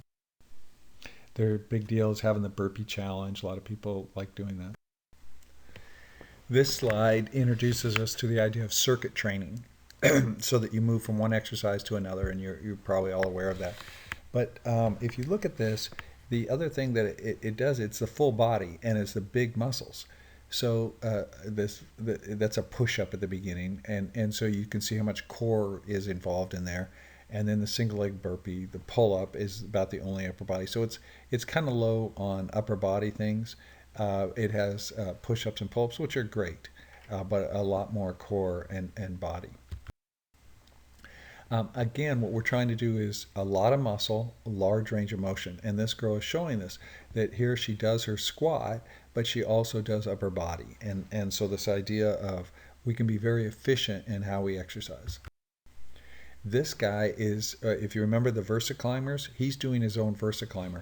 I usually go out to YouTube here and show you a video, but basically he's running in place and his arms are synchronized with that, and he's doing his own VersaClimber.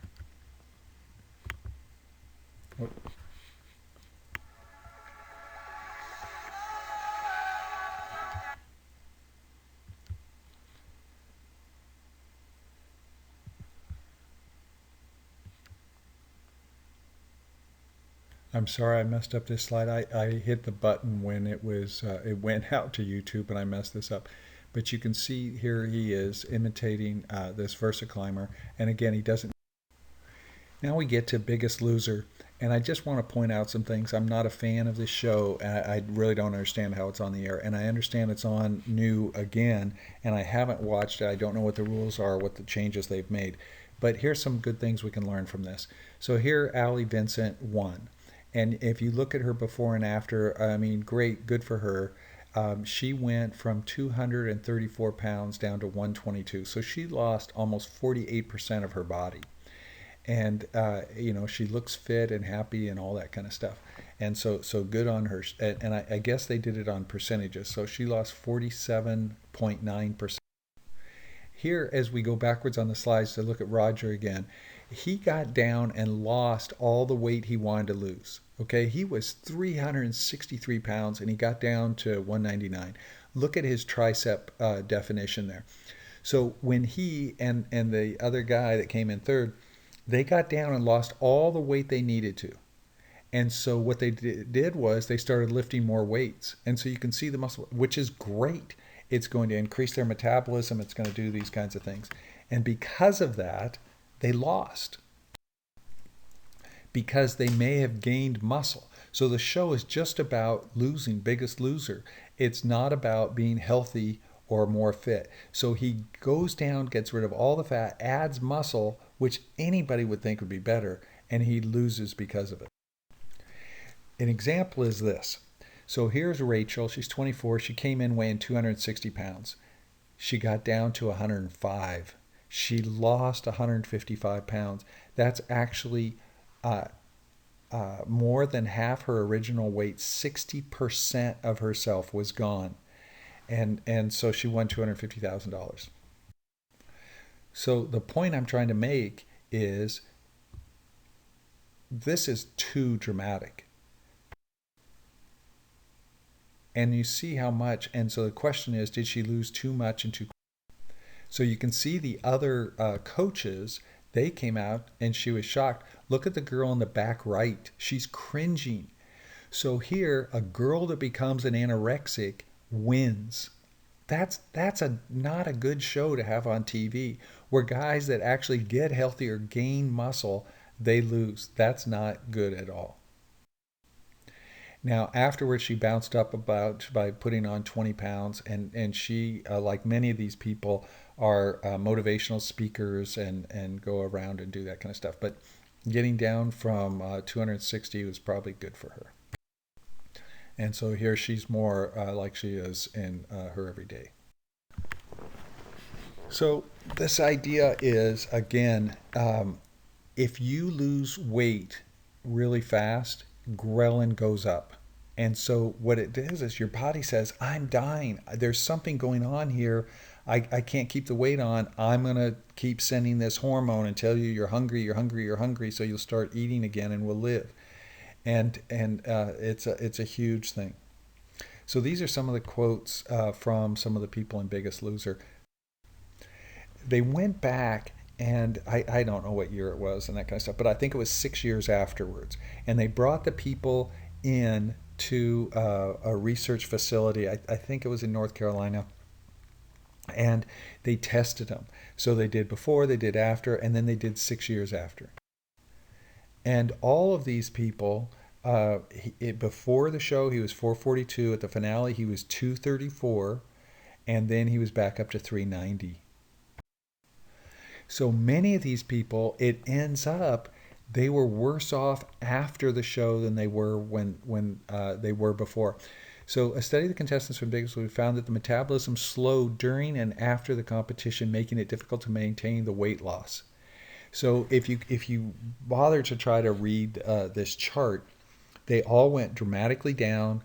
Everybody's up. Many of them just below where they were, but like we're talking hundreds of pounds more, except for one girl, and that's Erin Egbert. She is the only contestant who weighs less today than 6 years ago. And so how does she do it? She constantly watches what she eats. She exercises all the time, this kind of stuff. But some of these people have had just a horrible life because of this. This experience shows that the body will fight uh, for years, and that an obesity and diabetes researcher who is a professional medicine said it's new and important to show that the body wants to bounce back to that, and they think that ghrelin has a large part of that.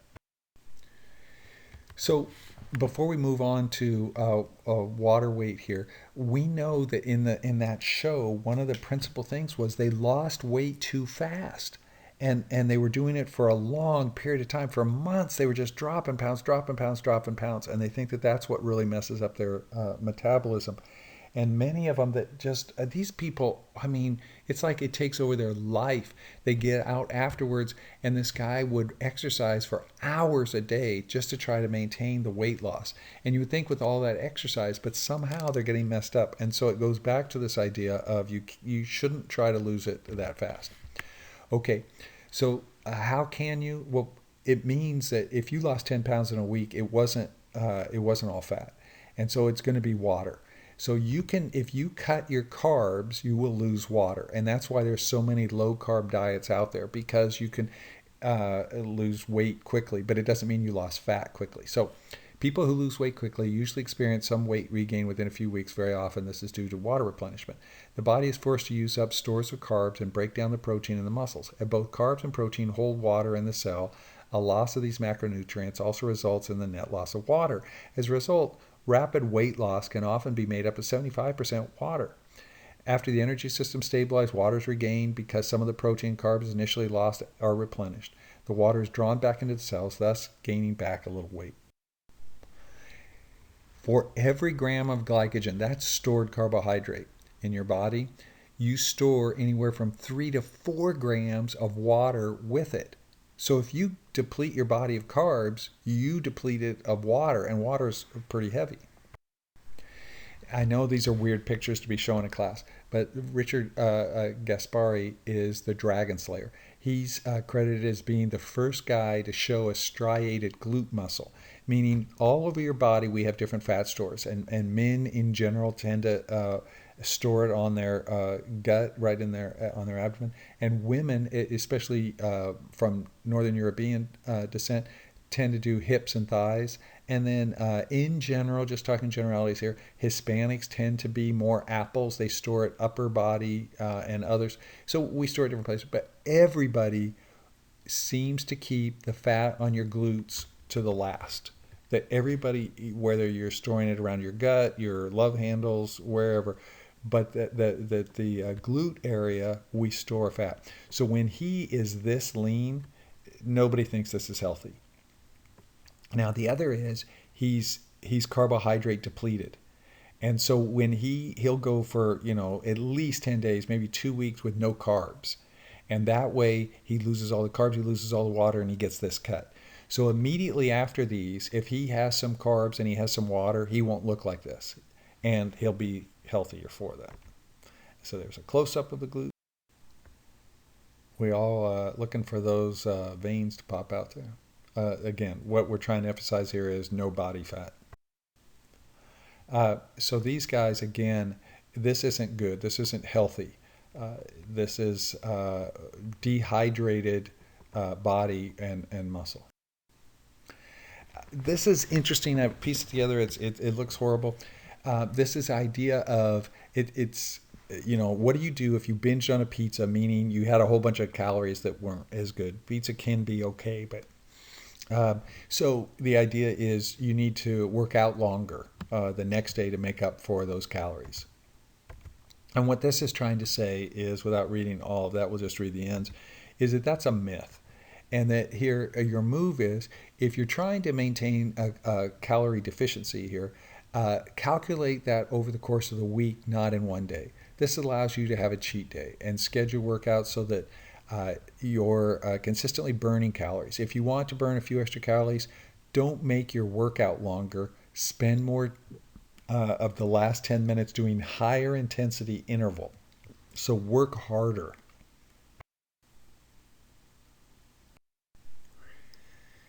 Now we turn our focus to intensity. Excuse me. And so what they found, they took two groups and they had this group of men, and they either trained, this is over a 2 week period, they spent 2.5 hours training over 2 weeks, or they spent 10.5 hours training over 2 weeks. And what they found was they got equal results. Either they did sprints, high intensity, or they did jogging for 10.5 hours. So to make it even, maybe they did it every other day and it was 22 minutes or whatever for the sprints. But let's say we put it in per minute. So they either did 11 minutes a day or they did 45 minutes a day. And they got the same results. So intensity is everything. Again, what they did here was they're showing you that over approximately 2 weeks, that the people, the women in this case, that exercised at their heartbeats at 163 beats per minute lost 5% body fat. The women that worked out at 132 beats per minute, no change. So intensity again. Then we go to the place of combining. So let's say we have an hour to work out, and we're going to do this for a year. And so we have an aerobics class, and you go 3 times a week, and you do your aerobics for 60 minutes. They lost 3% body fat. The other group did 30 minutes of aerobics, but they did 30 minutes of strength training. And those people lost 11% body fat. It doesn't say how much they weigh. They may have weighed more, but they lost fat. And it's because they were able to raise their metabolism because they have a bigger engine because they have muscle. 4 times more fat loss because they added strength training. So the idea of combining this just makes more sense. And so similarly in this group, they all lost 21 pounds. And it's the idea here that they either did aerobics or they did nothing except they dieted but no exercise. They just aerobics, or they did the half aerobics, half strength training. They all lost 21 pounds. But these guys lost 21 pounds of fat when they added the strength training, where the other group lost muscle as well, which means that they're going to slow their metabolism. So this is showing us that resistance training increased the resting energy expenditure. That means while you're sitting there, you're burning more calories because you worked out earlier by 8% for up to 72 hours after your workout. So when you lift weights, you're not just burning calories in the weight room, but up to 72 hours later, your metabolism is higher than it would have been. This gets us to Tabata, and he's kind of the guy that got this HIIT stuff really popular. And you don't do Tabata. That's kind of like Kleenex. It's a brand name now. But he's a scientist, and he was looking for other things on this. And he compared moderate intense exercise with high intensity exercise. So one group, 5 days a week, 6 hours. 6 weeks for an hour, and they did it 70% of their max VO2. So how much oxygen can you utilize? They did 70% of that and did it 5 days a week for 6 weeks at an hour at a time. The other group did it 4 days a week for 6 weeks for 4 minutes. But he did it so high, it went 20 seconds of high intensity, 170% of intensity. How do you get past 100? Well, at 100% is when you can utilize oxygen. So they were going past where they were using oxygen and they were doing anaerobic exercise, but they could only do it for 20 seconds. Then they would only get 10 seconds of rest, then they'd have to do it again. This is what it would look like. They would have a timer that would go for 20 seconds, then 10 seconds rest, and 20 seconds, and they would just keep going like this until their 4 minutes was up. Significant increase for the 70% group in their aerobic capacity, and the anaerobic had little or no gains. And in the high intensity group, both their aerobic and their anaerobic increased. Conclusion, not only did high intensity interval training have more of an impact on the aerobic systems, it improved the anaerobic as well. Now, we don't really do Tabata, but the word is out there. If you did even Pinterest or if you did anything else, you would find them, but you're not going to do it like he did it. But what it means is high intensity interval training. And what I want to emphasize here are these little portions. it, it burns calories after you're done. So 5 times more calories if you get that intensity up. And that's why it's so important. I have an app on my phone for these kinds of things. I usually play a video by the lady that I like from, I think Renderer is her name. And she keeps looking at her watch, looking at her watch. Where these apps are so great, it tells you prepare, prepare, prepare. Then it tells you green light work. There's a tone with it, the whole thing. Then it tells you to rest, and you can just set it for however you want. And it makes it so easy to do it. And that would be a Tabata app. There's a girl that put together her own Tabata, and so she basically what she does is she does an upper body and a lower body, and she switches them off. And some people just it doesn't matter how you do it. You can go from upper body and just keep repeating those, and then you know after you've done it through twice, then do the lower body. But most of them do an upper, then a lower, then an upper, then. So you can see she's doing a core in there with the lower. I hope you know these workouts are all over the internet and a lot of free ones out there. Again, if you type it in, and I know you can make fun of me for Pinterest, but it's all over there. But right now, Nike has all their stuff for free workouts. You can try all kinds of people's workouts right now. This is my favorite lady here, Anna Renderer. She can give directions as she's just going like crazy. And I usually show this, but I don't have it hooked up so that we can go back and forth easily. You can go find her. I'll get you that address there. You can type in things like Tabata exercises, and they'll give you all kinds. Here she is having a guest. I think she's better than the guest that she has on there. So I made this up, and it's just to show how you could do this. And you could go for 20 seconds and do squats, then 10-second rest, then do your push-ups, then your super. So you could do this, or you could just do all your squats at once. And the idea is you can switch it up and do same body parts with other exercises. Here it's a little bit more challenging. Here it's more ballistic. At the end, it adds weights with it. But all of these things can be done this way, and it's kind of what CrossFit is based on. Not so much the timing aspect of it, but the idea of kind of a circuit training, so your heart is going as well as all the muscle involved, and so that's why it can be such a great, effective workout. This is really what Insanity and P90X are built on, is the idea of big muscles, higher intensity, and to make it fun. There's even, I just like this, the name of this one, Size, but it's dancing. The end of exercise has arrived.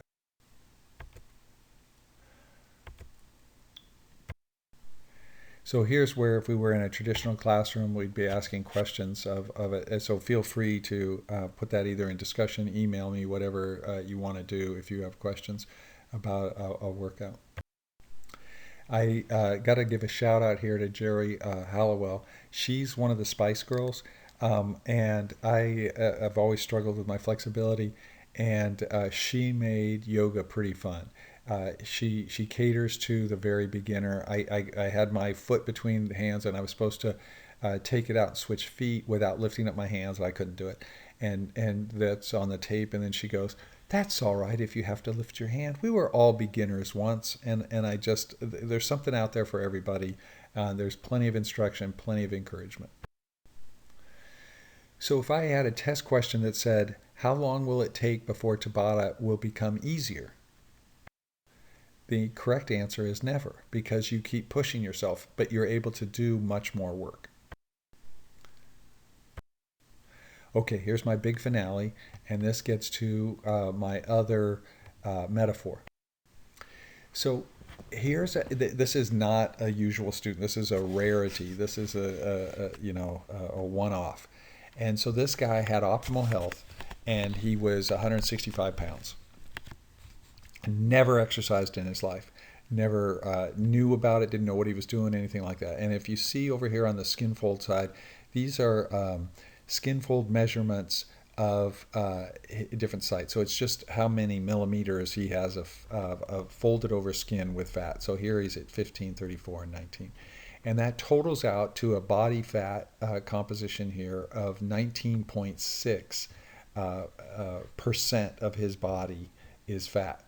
And so if he weighed 165, that means he has 32 pounds of fat and 132.7 pounds of lean. So this guy was one of those guys that just a genetic specimen, never done anything in his life, decides he likes exercise and he likes lifting and he wants to see what he can do. So he goes the rest of the school year and the summer and comes back and we test him again. And now look at this, he weighs 171. So he's gained 6 pounds, right? Am I doing that right? Yeah, 6 pounds. But he's lost 10% fat. That means, I'm sorry, let me click through this. So he gained 6 pounds, 10% body fat. That means he lost almost 16 pounds of fat. But he gained 20 pounds of muscle. And that, like I say, is almost a year, just 9 months. And that's ridiculous. But he's just such a genetic specimen and had the genetics for it and had never done anything before. So he had a huge growth opportunity there. So that's phenomenal. The next student that we want to look at came in and she was a kinesiology major and wanted to be a women's basketball coach in high school. And so what we decided was she'd played in high school, but she wasn't fit and really able to play in college. But we made her a team manager with the team so she could be around the head coach and learn from him and that kind of stuff. And so here she was, and this is over a 3-year period. She was 188. She got down to 151 over 3 years. She lost 37 pounds. She went from 40% body fat down to 25%. So that's almost 15% of her body. She lost that much fat. In that same amount of time, her lean stayed almost exactly the same. So when she was losing this weight, she was doing it a lot through, I forgot I told you, she was the team manager. She became a practice player, and then her senior year, she dressed down and was on the bench and got in, a couple minutes here and there. So she was physically active. So she did the drills with them. She did the weight room with them, and so she was able to keep her metabolism high with this muscle, and she was able to just get rid of fat, which is perfect. And then we come to one of our professors. And this, again, is over years. But he decided he wanted to try to get fit because he felt like he saw himself in profile in a picture and he thought he looked pregnant. It was all right there in his gut, and he's kind of a shorter guy. And he didn't like that. So he decided he needed to do something. And he was on some high blood pressure pills. And so through the years, and this is over years, he lost 6.5 inches on his waist. He lost 47 pounds of weight, and he lost 10% body fat. So he lost 30 pounds of fat. The other was a percentage. And he lost 16 pounds of lean. So that's not good. So that means he has a lower metabolism. He can't eat as much as he used to. We didn't keep the muscle on him. Well, what he did it through walking, and he did it through diet. And so then what we did was we got him in the weight room and to try to regain the muscle. And he'd never lifted in his life. And I was walking through one time and he goes, "Ted, look." And he hold up his bicep, and here's a guy that's 60 and he's going, "I have a muscle." And he was so excited, but hopefully that'll help him for the rest of his life if he continues with the weight training. So as we put this together, I get excited about this because I think it's such a great metaphor. But the idea of this is our first guy who added muscle just made himself a muscle car where he's just burning calories, sitting there on the apron there outside the garage, just letting that engine rumble. I used to have a GTO, didn't look anything as nice as that, but those things were so powerful that you could accelerate, and if you were really pushing it, you could see the gas gauge actually move down, the needle on the gas gauge move, because they burn so much fuel. And that's what you think about, like these big professional athletes. They can eat tons because they're burning so many calories because they have such big metabolism, big bodies, a lot of muscle. And then our basketball girl, she's a nice Chevy. She's efficient. She's not gaining. She's not losing. She can get work done. She's an athlete. She runs, all of this kind of stuff, just very efficient. What we don't want to do is we don't want to turn into a Mini Cooper where we lower our metabolism. We're not burning as many calories as we used to. We're a smaller engine. We're not powerful. We're not athletic and fit and those kinds of things. So that's why when I refer to a muscle car, that's what I'm after here, is to build a bigger engine so that we're burning calories. And then we do have one more exception that we need to talk about. I'm sorry, add muscle, diet and exercise, or diet alone. So here's another one, and this is over. It's a long year, let's say. So there's summers included. Here she lost 29 pounds, and at 141, her body fat was 23, which is not very high, but she didn't like her body and she wanted to lose some weight, and she got down to 12% body fat. So here's something we haven't talked about before. The rule of thumb there is that most women, at about 18% body fat, they start losing their menstrual cycle. And most people don't think that's healthy, that you don't want to do that for very long. 3 months is when they start worrying about it. And so that'll happen if you get extremely lean, or you increase your activity a lot, or for other reasons. But there's reasons.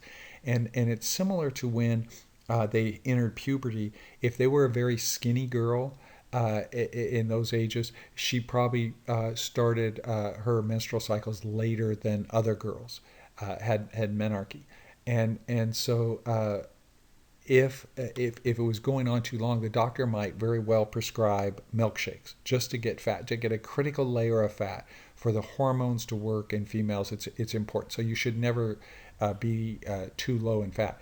And so here she got down to 12%. I don't know, in my subjective and biased opinion, nobody looks good at 12% body fat. It's a female. They're supposed to have a certain amount of fat with there. But so here she got down there. She lost 11% body fat. She lost 19 pounds of fat, but she lost 9 pounds of lean. She went from 107 pounds down to 98 pounds. So she had too much exercise and she didn't eat enough calories.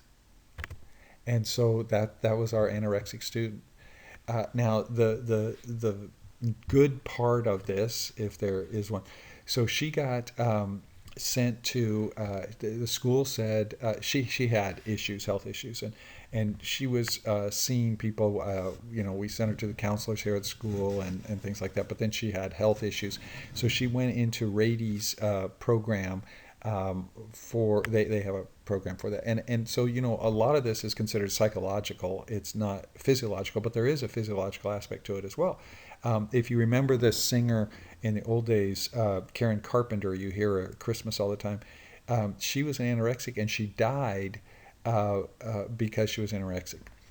And I'll get back to that in a minute. So here this girl is, and she goes through the program. And she was fortunate in that her self concept was better than most, and she got over some of these psychological issues, and she realized she was just doing it wrong. It was more lack of education than other background issues that might be harder and longer to overcome.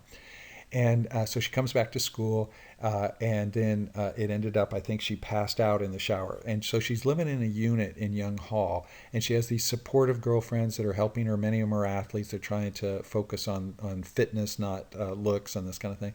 But she passed out, and so the school, and I don't know, it's not our best moment as a school. They decided that she needed to go back to these programs. Well, Rady's wouldn't take her back because they said she's compliant. She's doing everything. It just takes longer than what you want. And so they were going to send her to another program at UCSD, and she had no support and all this kind of stuff. And she had to drop classes and could only take a couple. I mean, it was horrible. So she came and lived with us. and through that I got to learn a lot about this. But the main thing, now going back to Karen Carpenter and what they said was happening to her, because she had to wear a heart monitor and things like that, and if her heart rate got too low she had to boost, which she had a protein shake. um, and the reason that what the doctor said is when you see the skeletal muscle and you see these people get this skinny, you can see that. But what you don't see is that's happening to their cardiac muscle too, to their heart. And so Karen Carpenter died of heart failure because she didn't eat enough. And so it can be scary dangerous, not just on the looks, just not on the outside, but what it's doing to your inside as well. And now to end this story on a really positive note is, the nurses were so important to her and so good to her. She switched her major and went into nursing, which she wasn't allowed to do that here. You had to start earlier. And so she switched to Loma Linda and went through their program, became a nurse. And I think she just finished her master's in nursing as she's working up there. And so it's been a really a positive result, but it could have been very scary. So we don't want to go too far either way.